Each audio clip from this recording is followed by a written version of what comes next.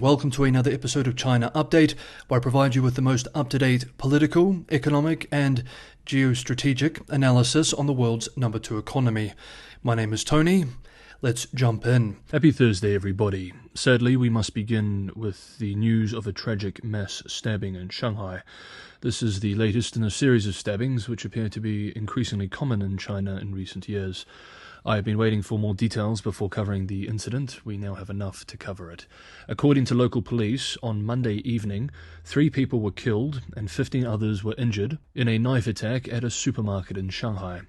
A 37-year-old suspect, surnamed Lin, was apprehended at the scene in Shanghai's Songjiang district shortly after the attack. The police said that Lin went to Shanghai and carried out the attack, quote, to vent his anger due to personal economic disputes, end quote, without giving more details, suggesting that Lin isn't from Shanghai and perhaps targeted the city due to its perceived wealth. One witness told UK-based public broadcaster, the BBC, quote, as everything became chaotic, we could only work out where he had gone to by hearing people's screams. As the attacker was stabbing people, he was swearing. The killer's route was definitely pre-planned. I believe he deliberately chose the exits. He must have scouted the area beforehand, end quote. Another expressed to the same outlet that Lin, quote, strode out of the shopping centre carrying a knife in each hand. Rather than running away from the scene of the carnage he had caused, he appeared calm, as if he knew exactly what he was doing, end quote. They told the BBC that, quote, he carried himself as if he was in control of the situation, even as police officers caught him, end quote. Shocking footage of the incident, which I will not play here, spread on social media. One especially disturbing video shows a distressed woman nursing a stabbed toddler on her lap, sobbing as she tries to telephone for help. However, now the censors have stepped in, and these videos and discussion of the attack are being heavily controlled online. This incident continues a series of knife attacks across the country this year, including some that have targeted foreigners. Last month, a 10-year-old Japanese boy died after he was stabbed on his way to a Japanese school in Shenzhen. It was the second such attack on a Japanese national after a stabbing in Suzhou in June. In June 2, a knife attack at a public park in the northeastern Chinese city of Jilin injured 4 U.S. university instructors. And in July, Shanghainese commuters were attacked in a mass stabbing incident on the Shanghai metro system. And these are just some more high-profile examples. Some Chinese commentators have expressed concern that the poor economic situation will lead to more such attacks in the general population. Others have criticized the censorship of these attacks, warping the public perception of how bad the national situation is. Beijing has identified presenting the picture of a safe and orderly society as a so-called public opinion guidance priority. Indeed, there has been a time where the US has seen a mass shooting and China a mass stabbing, with more victims on the same day, with the former trending on Chinese social media and the latter heavily censored. If convicted of the stabbings, the accused will be sentenced to death. As for the toddler, as of the filming of this, the victim is in intensive care. Next up, over the last several months we've been following concerning tensions in the South China Sea between Beijing and US ally the Philippines. In recent days we have seen another violent clash in the region, however this time it was between China and Vietnam. According to Chinese state media reports, a violent clash recently occurred in the South China Sea where 2 Chinese law enforcement vessels reportedly attacked a Vietnamese fishing boat, injuring several fishermen. The report stated that 10 crew members aboard a fishing boat near the Paracel Islands were pursued and surrounded by the Chinese ships, identified by their hull numbers 301 and 101. The fishermen were allegedly beaten by 40 Chinese crew members who boarded their vessel.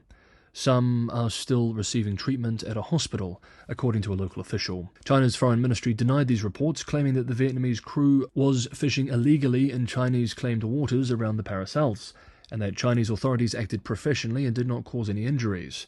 Beijing maintains its, quote, indisputable sovereignty, end quote, over the Paracel Islands, which have been contested since China seized them in 1974 after a naval battle with Vietnam. UK-based The Financial Times writes today that ship tracking data indicated that one of the Chinese vessels involved in the incident, the 301, was near the Paracels at the time and appeared to pursue the Vietnamese boat. Another vessel, the 101, was also noted to be in the area. This clash underscores rising tensions in the South China Sea, where China has had confrontations with several countries, including Vietnam and the Philippines. In recent months, incidents have increased, with Chinese Coast Guard forces accused of ramming and targeting vessels from these countries. Observers note that this latest confrontation marks a significant escalation of hostilities between Vietnam and China. The last major maritime clash between the two occurred in 2014, when China deployed an oil rig near the Paracels, triggering a 2-month standoff. On Wednesday, Vietnam's foreign ministry condemned China's, quote, brutal behavior, end quote. Next up, we turn to US-China relations, but just quickly, if you're getting some value from today's episode, as always, I have a huge favor to ask. That is just to hit the like button, and if you can, share and subscribe. It's just a few clicks of the mouse, but it's the best way, the only way, really, for the channel to grow, and is a tremendous help. Patreon and Buy Me a Coffee links are also in the description for those who want to help keep the channel financially sustainable. Thank you so much, everybody, for the ongoing support. Okay, now let's move to developments in US-China relations. We have several stories to cover here. The United States is expanding its ban on imports from Chinese companies linked to human rights violations involving the Uyghur population.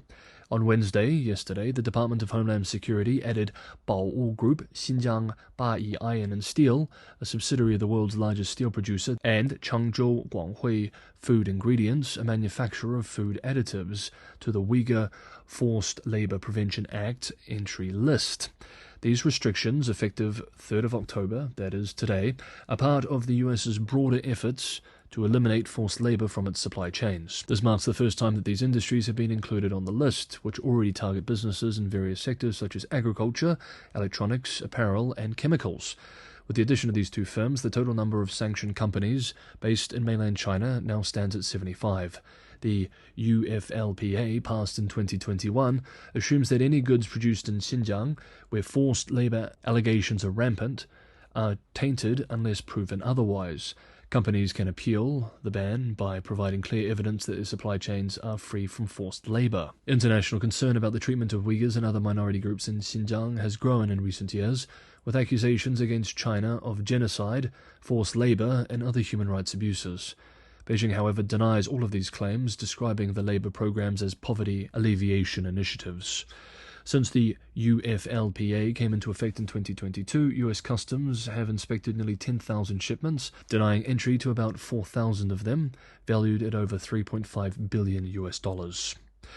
Also on Wednesday, the CIA launched a new initiative aimed at recruiting informants from China, Iran, and North Korea, expanding on what it describes as a successful effort to enlist Russians. The U.S. intelligence agency shared instructions in Mandarin, Farsi, and Korean on various platforms including X, Facebook, Instagram, Telegram, LinkedIn, and even the dark web, detailing how individuals can securely contact the CIA, according to a spokesperson who added, quote, "Our efforts in Russia have yielded results, and we want to ensure that people in other authoritarian regimes know we are available," end quote. The CIA posted a Mandarin language video on YouTube that provided detailed written instructions on how to use encrypted VPNs, or the Tor network, to contact the agency through its official website.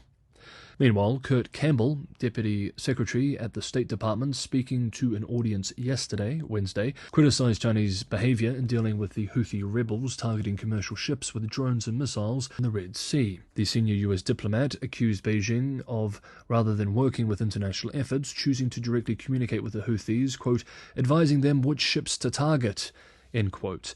This approach, he added, was counterproductive and raised concerns about China's attitude towards global security cooperation. This was at a time when Beijing was championing its so-called global security initiative and calling for a better China-led world order. Speaking in an interview with US-based think tank the Carnegie Center, the diplomat, who was instrumental in Biden's Indo-Pacific strategy framework, reflected on US foreign policy under the current administration, with China being a big focus. He dismissed the suggestion that the US seeks to hinder Chinese growth, though he acknowledged that China's Belt and Road Initiative has made considerable inroads, particularly in Africa, though he pointed out that while China's Belt and Road Initiative investments in Africa were less than $10 billion last year, the US Department Finance Corporation, DFC, invested $12 billion in the Global South, much of it in Africa. Campbell added that while China has focused on providing infrastructure such as sports stadiums, the US, quote, has concentrated on more sustainable development. End quote. Africa has become a key battleground for influence between the two powers. Campbell emphasized the challenge of countering what he called disinformation, particularly in the so-called Global South. The narrative war is something we have been following closely on China Update, and it seems that many officials in Western capitals are unaware of just how many resources have been poured into these efforts by Beijing already. Campbell criticized China's narrative, portraying the US as a declining power aiming to contain China. He argued that the US is not trying to restrain China, but is responding to a more assertive, even aggressive, Chinese foreign policy. Campbell pointed out that many US allies have aligned more closely with Washington, quote, out of concern over China's growing aggression, end quote. And finally, for today, on Tuesday night, the two U.S. vice presidential candidates, Republican J.D. Vance and Democrat Tim Walz, faced off in their only head-to-head encounter of the election season. The debate centered largely on domestic issues, but also touched on foreign policy topics, including China and the Middle East. We take note of the China-related comments. Walz, who previously worked as a teacher in China and organized student trips to the country, said his experience helped him better understand global affairs. He criticized Donald Trump's approach to China, claiming that if Trump had joined one of his trips, he wouldn't have praised China's handling of COVID-19 or started a trade war that, quote, he ended up losing, end quote. Walz's past connections to China have drawn scrutiny, especially after Harris chose him as her running mate. Prior to the debate, the House Oversight Committee chairman, James Comer, claimed to have received whistleblower information raising concerns about Walz's long-standing links to China. While Walz had previously stated that he visited China dozens of times, his campaign clarified that the actual number is closer to 15. Walz also corrected a previous claim that he was in Hong Kong during the 1989 Tiananmen Square crackdown, also called the Tiananmen Square Massacre, admitting he arrived later that year. Vance praised the Trump administration for keeping tariffs on Chinese imports, emphasizing the need to protect American workers from unfair labor practices in China. We note that these tariffs were largely maintained and even expanded under Biden. Trump has committed to more tariffs on China if he is elected. The debate was largely civil. In the nationwide CBS News poll, 42% of viewers said Vance won, 41% said Walz won, and 17% called the exchange a tie. Okay, that is today's episode of China Update. Thank you so much, everybody, for watching. Have a good Thursday, and I will see you all tomorrow.